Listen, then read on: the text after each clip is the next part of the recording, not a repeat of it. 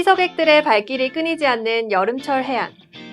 하지만 무더위를 피해 물놀이를 하다가 이안류와 같은 거센 파도에 휩쓸리는 등 예상치 못한 사고가 발생하기도 하는데요. 이 같은 물놀이 사고는 파도가 원인이 되어 일어나는 경우가 많습니다. 지피지기면 백전백승. 물놀이를 더 안전하게 즐기기 위해서 파도를 낱낱이 파헤쳐 볼까요?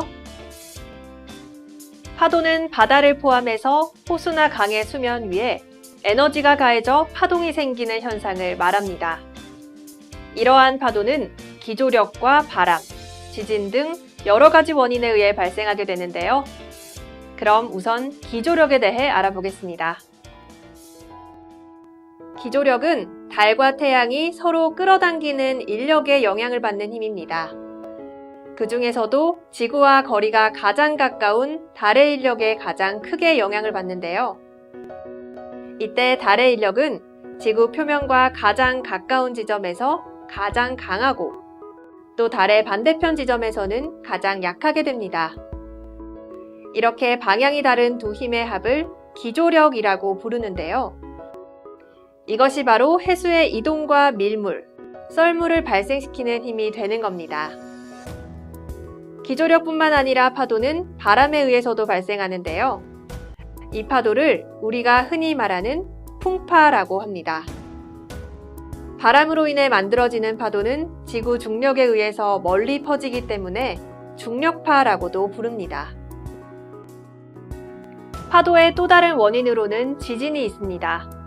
세계 각지에서 큰 인명피해를 불러왔던 초대형 쓰나미가 바로 지진에 의한 파도의 예라고 할 수 있는데요. 깊은 해저에서 지진이 일어나면 해저 지각이 융기를 하거나 침강을 하는 등의 급격한 지각 변동과 함께 파장이 발생합니다. 이 때문에 해수면의 변화가 생기게 되고 파장이 긴 해일이나 쓰나미를 일으키게 됩니다. 지금까지 파도가 생기는 원인 3가지를 살펴봤습니다. 그렇다면 여름철 물놀이 사고의 원인이 되기도 하는 이 파도의 종류에는 어떤 것들이 있는지도 한번 알아볼까요? 파도 중에서도 강한 바람에 의해 만들어지는 파도가 있는데요. 그렇게 만들어져서 넓은 지역에 빠르게 퍼지는 파도를 너울이라고 합니다.